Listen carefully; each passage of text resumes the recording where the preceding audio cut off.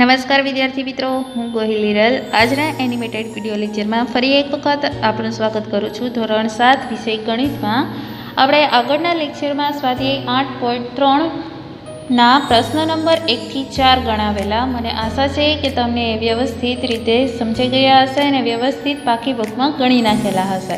અને જે સૂત્રો મેં તમને પાકા કરવાના કીધા હતા અને લખવાના કીધા હતા ગણિતની પાકી બુકમાં, એ તમે પાકા કરી નાખેલા હશે અને લખી નાખ્યા હશે. હવે આપણે પ્રકરણ નંબર 8માં રાશિઓની તુલનામાં સ્વાધ્યાય 8.3નો પ્રશ્ન નંબર 5 શરૂ કરીશું. પ્રશ્ન નંબર 5 છે, મેં એક ટીવી ₹10,000માં ખરીદ્યું અને 20% નફો મેળવી તે વેચી દીધું, તો મને ટીવી વેચવાથી કેટલા રૂપિયા મળશે? મેં એક ટીવી ₹10,000માં ખરીદ્યું એટલે ખરીદ કિંમત થશે તમારી ₹10,000 ને નફો છે એ તમને ટકામાં આપ્યો છે. તમને એવું કીધું છે તો મને ટીવી વેચવાથી કેટલા રૂપિયા મળશે. કેટલા રૂપિયા મળશે એટલે તમારે વેચાણ કિંમત શોધવાની છે. હવે તમે જ્યારે નફોને ટકાવારી શોધવાની હોય તો નફાની ટકાવારી માટેનું સૂત્ર શું છે? તો કે નફો છેદમાં ખરીદ કિંમત અથવા તો મૂળ કિંમત અથવા તો પડતર કિંમત ગુણાકારમાં 100. પણ અહીંયા તમને ખરીદ કિંમત આપી છે અને નફાની ટકાવારી આપી છે. વેચાણ કિંમત તમારે શોધવાની છે. તો સૌ પ્રથમ તો આપણે વિગત લખીએ કે ટીવીની ખરીદ કિંમત બરાબર ₹10,000 અને ટીવીના વેચાણમાં થતો નફો બરાબર 20%. ટીવીના વેચાણમાં થયેલો નફો. હવે જે સૂત્રો આપણે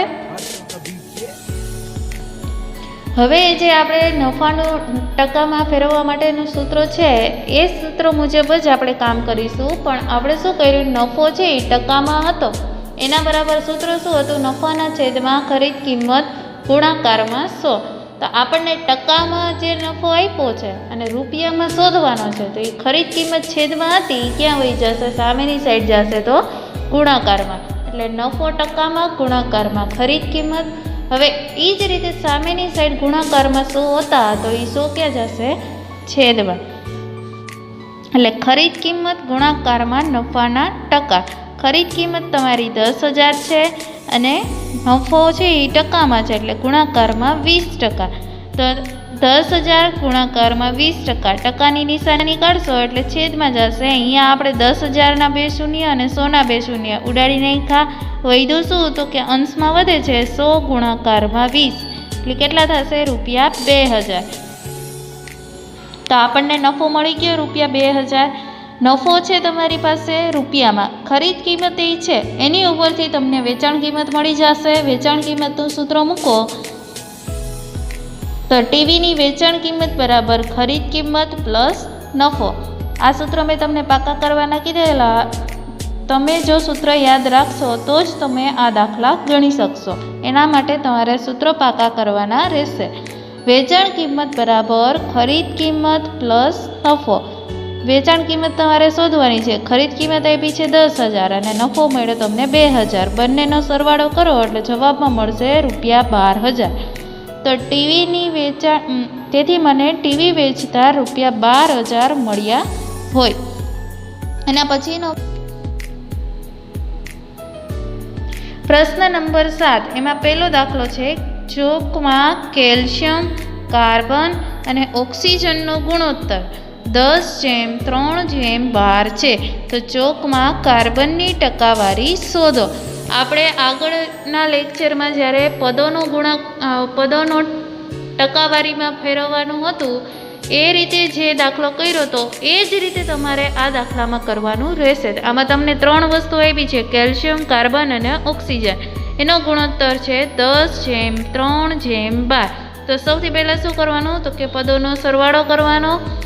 પછી કાર્બન છે એ કેટલામાં નંબરે આવે છે? બીજા નંબરે. તો બીજું પદ છે ગુણોત્તરમાં એ કોનું થશે? કાર્બનનું. એની આપણે ટકાવારી શોધશું. સૌ પ્રથમ આપણે વિગત લખીએ. ચોકમાં કેલ્શિયમ, કાર્બન અને ઓક્સિજનના મિશ્રણનો ગુણોત્તર 10:3:12 છે. તો ગુણોત્તરના પદનો સરવાળો કર્યો તો 10 + 3 + 12 તો કેટલા મળે છે તમને? 25. હવે શું કરવાનું? તો કે કાર્બનની ટકાવારી શોધવાની કીધી છે ને. તો કાર્બન કેટલામાં નંબરે છે? તો કે બીજા નંબરે. તો બીજા નંબરે 3 છે. તો 3 ને અંશમાં મૂકવાના. છેદમાં શું આવશે? તો કે જે સરવાળો કર્યો એ સરવાળો કેટલો મળ્યો? 25. ટકાવારીમાં કીધું છે એટલે ગુણાકારમાં 100. તો ચોકમાં કાર્બનની ટકાવારી બરાબર 3/25 ગુણાકારમાં 100. અહીંયા 25 4 100ના છેદ ઉડાડીએ તો 25 4 100. અંશમાં શું વધશે? 3 ગુણાકારમાં 4 એટલે 3 4 12. અને ટકાવારીમાં કીધું છે ફેરવવાનું એટલે ટકાની નિશાની. તો એને જવાબ લખીએ. તેથી ચોકમાં કાર્બનની ટકાવારી 12% છે. એમાં પ્રશ્ન નંબર 7માં જ બીજો પ્રશ્ન આપ્યો છે. જો ચોકમાં કાર્બનનું વજન 3 ગ્રામ હોય તો ચોકનું વજન શોધો. તો સૌથી પહેલાં તો આપણે ધારવું પડે કે ચોકનું વજન કીધું છે. ચોકનું વજન આના માટે આપણે સ્વાધ્યાય 8.2માં જોયેલું કે કોઈ વસ્તુ તમને આપી હોય કે 10% છે એના બરાબર 500 લીટર. તો કોના તમે ટકા કઈ સંખ્યાના 10% કરશો તો તમને 500 લીટર મળે. આવું મેં તમને શીખવાડ્યું હતું. ત્યારે શું કરવાનું હતું? તો કે આપણે x ધાર્યો હતો. એ જ રીતે તમને અહીંયા કીધું છે કે કાર્બનનું વજન 3 ગ્રામ છે તો આખા ચોકનું વજન શોધો. તો તમારે ચોકનું વજન નથી આપેલું અને કાર્બનની ટકાવારી તમે પ્રશ્ન નંબર 1માં શોધી. કેટલી મળી? 12%. એટલે કાર્બનની ટકાવારી આપી છે અને કાર્બનનું વજન આપ્યું છે એટલે કે 12% બરાબર 3 ગ્રામ આપ્યું છે. પણ કઈ સંખ્યાના તમે 12% કરશો તો તમને 3 ગ્રામ મળશે. તો કે અહીંયા તમને એ સંખ્યા ખબર નથી એટલે ચોકનું વજન આપણે ધાર્યું x ગ્રામ. ચોકમાં 12% કાર્બન છે જે આપણે પ્રશ્ન નંબર 1માં મેળવ્યું. તેમાં કાર્બનનું વજન 3 ગ્રામ છે. કાર્બનની ટકાવારી 12% આપી છે અને વજન આપ્યું છે 3 ગ્રામ એટલે 12% બરાબર 3 ગ્રામ. હવે આપણે અહીંયા લખશું x ના 12% બરાબર 3. નાની જગ્યાએ ગુણાકારની નિશાની અને ટકાની નિશાની કાઢીને છેદમાં 100 એટલે x ગુણાકારમાં 12/100. હવે આ જો 100 છે એ ભાગાકારમાં છે. સામેની સાઈડ જમણી બાજુ જશે એટલે 3ની સાથે ગુણાકારમાં આવશે અને 12 છે એ x સાથે ગુણાકારમાં છે. સામેની સાઈડ જમણી બાજુ જશે એટલે ભાગાકારમાં આવશે. તો x બરાબર 3 ગુણાકારમાં 100/12. અહીંયા આપણે ભાગ ચલાવીએ તો 3 4 12 એટલે છેદમાં આવશે 4. હજી 4નો ભાગાકાર તમે કરશો 100 સાથે તો 25 4 100 એટલે અંશમાં આવ્યા 25. તેથી x ને બરાબર કેટલા મળ્યા? 25 ગ્રામ. તેથી આપણે જવાબની લીટીમાં લખ્યું તેથી ચોકનું 25 ગ્રામ વજન હશે. હવે પ્રશ્ન નંબર 8 જોઈએ.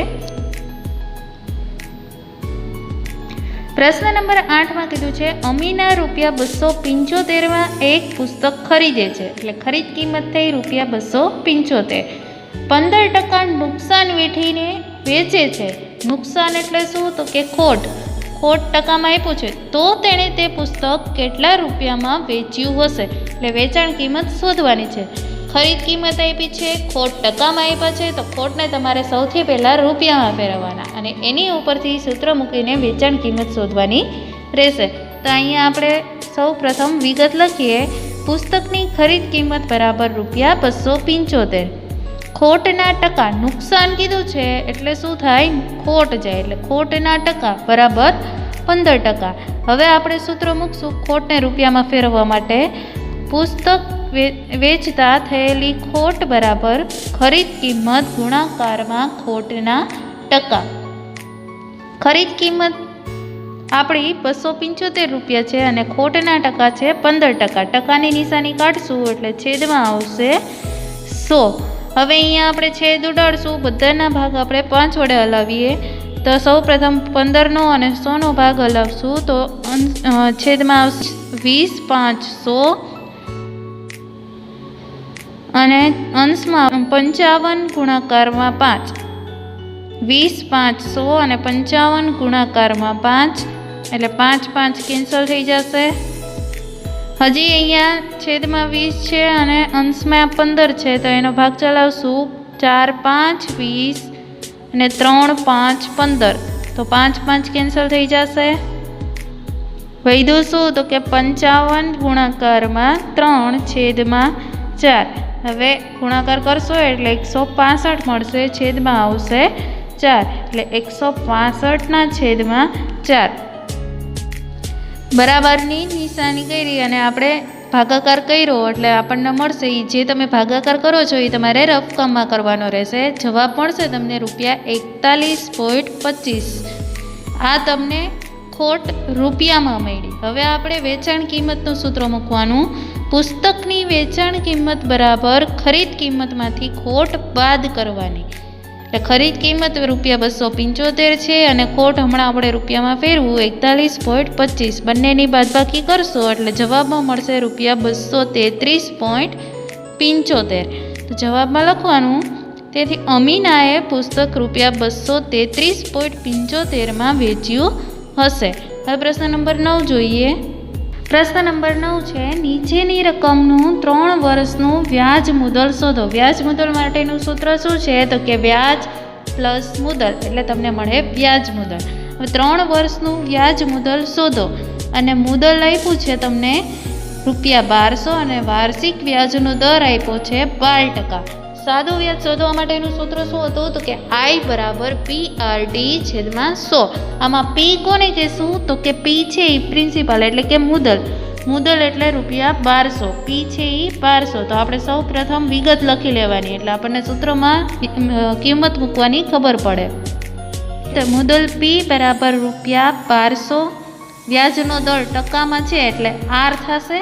તો વાર્ષિક વ્યાજનો દર R બરાબર 12% અને 3 વર્ષ કીધું એ શું થયું? મુદત. એટલે મુદત T બરાબર 3 વર્ષ. તો સૌથી પહેલાં આપણે સાદું વ્યાજ શોધવું પડશે. તો સાદા વ્યાજનું સૂત્ર મૂકીએ. I બરાબર PRD/100.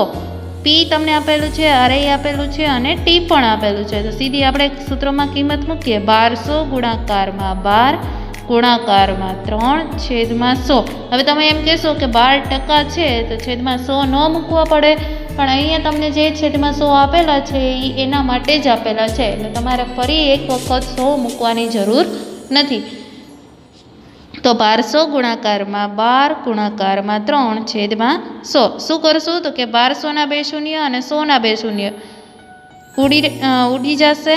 હવે શું વધશે? તો કે અંશમાં ખાલી 12 ગુણાકારમાં 12 ગુણાકારમાં 3 એટલે 12 ગુણાકારમાં 12 એટલે 144 ગુણાકારમાં 3 એટલે જવાબ મળશે તમને ₹432. સાદું વ્યાજ શું મળે છે? ₹432. આ તો તમને વ્યાજ મળ્યું ખાલી. તમારે શું શોધવાનું છે? વ્યાજ મુદલ. વ્યાજ તમને મળી ગયું, મુદલ તમારી પાસે છે, બંનેનો કરવાનો સરવાળો એટલે વ્યાજ મુદલ બરાબર વ્યાજ પ્લસ મુદલ. વ્યાજ છે ₹432 અને મુદલ છે ₹1200. બંનેનો સરવાળો કરીએ એટલે જવાબમાં મળે ₹1632. એવી જ રીતે એનો બીજો દાખલો આપ્યો છે. નીચેની રકમનું 3 વર્ષનું વ્યાજ મુદલ શોધો. મુદલ આપ્યું છે ₹7500 એટલે ₹7500 અને વ્યાજનો દર આપ્યો છે 5%. તો સૌ પ્રથમ આપણે વિગત લખી લેવાની. મુદલ P. મુદલ એટલે શું? તો કે P. P બરાબર ₹7500. વ્યાજનો દર એટલે R બરાબર 5% અને 3 વર્ષ એટલે મુદત T બરાબર 3 વર્ષ. સૌ પ્રથમ આપણે સાદું વ્યાજ શોધવાનું. તો સાદા વ્યાજ માટેનું સૂત્ર છે I બરાબર PRD/100. તો બધામાં આપણે કિંમત મૂકીએ. P બરાબર 7500 ગુણાકારમાં R એટલે 5 ગુણાકારમાં T એટલે 3/100. તો છેદના 100ના 2 શૂન્ય અને અંશમાં 75 100ના 2 શૂન્ય ઉડી જશે. ખાલી અંશમાં વધશે 75 ગુણાકારમાં 5 ગુણાકારમાં 3. ત્રણેયનો ગુણાકાર તમે રકમમાં કરશો એટલે જવાબમાં મળશે ₹1125. આ મળ્યું તમને વ્યાજ, પણ તમારે શોધવાનું છે વ્યાજ મુદલ. તો એના માટેનું સૂત્ર વ્યાજ પ્લસ મુદલ. વ્યાજ તમને મળે છે ₹1125 અને મુદલ છે તમારું 7500. બેયનો સરવાળો કરો એટલે મળશે ₹8625. હવે આપણે પ્રશ્ન નંબર 10 જોઈશું. પ્રશ્ન નંબર 10માં કીધું છે ₹56,000નું કેટલા ટકા વ્યાજ દરે 2 વર્ષનું વ્યાજ ₹280 થાય? એટલે ₹56,000 છે એ તમારી શું થશે? મુદલ પી. કેટલા ટકા વ્યાજ, કેટલા ટકા એટલે વ્યાજનો દર તમને આપ્યો નથી. વ્યાજના દરે 2 વર્ષનું એટલે મુદત આપી છે ટી બરાબર 2 વર્ષ અને વ્યાજ ₹280 એટલે વ્યાજ આપ્યું છે એટલે આઈ બરાબર ₹280. સૌ પ્રથમ આપણે વિગત લખી લઈએ. મુદલ પી બરાબર ₹56,000, મુદત ટી બરાબર 2 વર્ષ અને વ્યાજ આઈ બરાબર ₹280. તમારે શોધવાનું શું છે તો કે વ્યાજનો દર આર. મેં તમને આગળના લેક્ચરમાં સૂત્રમાં કીધું હતું કે જ્યારે પણ પીઆરટીમાંથી કોઈ પણ એક પી અથવા તો આર અથવા તો ટી શોધવાનું હોય ત્યારે સૂત્ર શું મૂકવાનું તો કે અંશમાં લખવાનું આઈ ગુણાકારમાં 100. હવે જે વસ્તુ તમારે શોધવાની છે એના સિવાયની 2 વસ્તુ, એટલે અહીંયા તમારે આર શોધવાનો છે તો એના સિવાયની 2 વસ્તુ કઈ થશે? પી અને ટી. તો એ ક્યાં આવશે? આઈ ગુણાકારમાં 100 આવશે પી અને ટી. તો લખીએ આર બરાબર આઈ ગુણાકારમાં 100 પી ગુણાકારમાં ટી. હવે બધાની કિંમત મૂકશું એટલે આઈની જગ્યાએ 280 ગુણાકારમાં 100 પીની જગ્યાએ 56,000 અને ટીની જગ્યાએ 2. હવે અહીંયા આપણે સૌ પ્રથમ તો 0 કેન્સલ કરીશું તો 100નું 1 શૂન્ય અને 56,000નું 1 શૂન્ય. ફરી એક વખત 56,000નું 1 શૂન્ય અને 100નું 1 શૂન્ય. હજી 56,000માં 1 શૂન્ય છે અને 280માં 1 શૂન્ય છે તો કેન્સલ થઈ જશે. હવે 28 × 2 56 તો આપણે છેદ ઉડાડીશું તો અહીંયા આવશે (2). હવે અંશમાં શું છે તો કે ખાલી 1 અને છેદમાં વધશે 2 ગુણાકારમાં 2 એટલે 1/4. હવે 1/4નો ભાગાકાર તમે રફ કામમાં કરશો એટલે જવાબમાં મળશે 0.25%. આથી વ્યાજનો દર કેટલો થશે તમારો? 0.25%. પ્રશ્ન નંબર 11 જોઈએ. જો મીના તેણે વ્યાજે લીધેલ અમુક રકમનું વાર્ષિક 9%ના દરે 1 વર્ષનું વ્યાજ ₹45 ચૂકવતી હોય તો તેણે વ્યાજે લીધેલ રકમ શોધો. એટલે કે તમને મુદલ આપી નથી, પી આપેલું નથી. તમને શું કીધું છે કે વ્યાજે લીધેલ રકમનું અમુક ટકા એટલે કે વાર્ષિક 9% એટલે વ્યાજનો દર આર આપેલો છે 9%.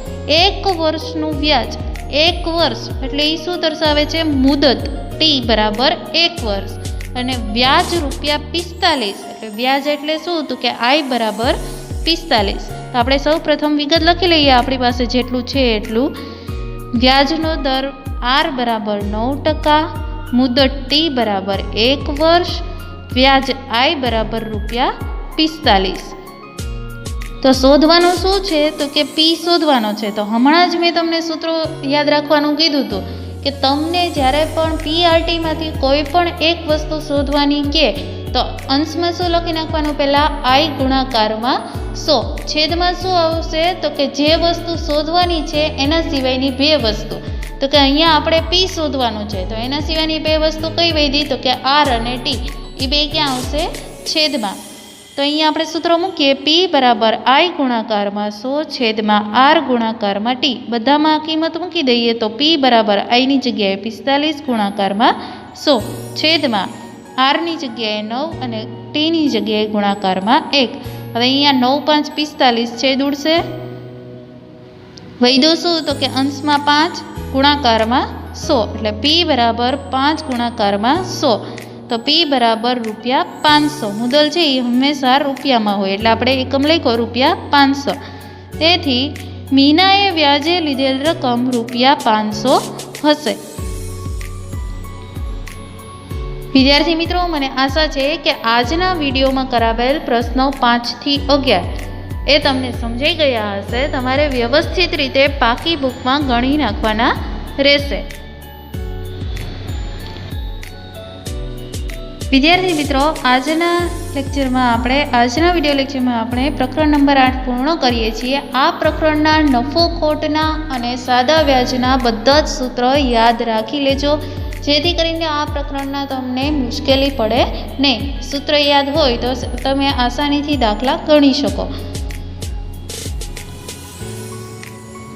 આજના વિડીયો સાથે આવેલ હોમવર્કની PDF ફાઇલનો જે તમારે હોમવર્ક છે એ ગણિતની લેસન બુકમાં કરવાનું રહેશે. વિદ્યાર્થી મિત્રો, મને આશા છે કે આજના વિડીયો લેક્ચરમાં તમને બધું સમજાઈ ગયું હશે અને આ ચેપ્ટરમાં તમને કાંઈ પણ મુશ્કેલી હોય તો ફરી એક વખત બધા જ વિડીયો તમે આ પ્રકરણના જોઈ લેજો. મને આશા છે કે તમને બધા સૂત્રો યાદી રાખી લીધેલા હશે અને વ્યવસ્થિત બધા સ્વાધ્યાય તમે પાકી બુકમાં ગણી નાખેલા હશે અને સૂત્રો પણ તમે લખી નાખેલા હશે. Thank you.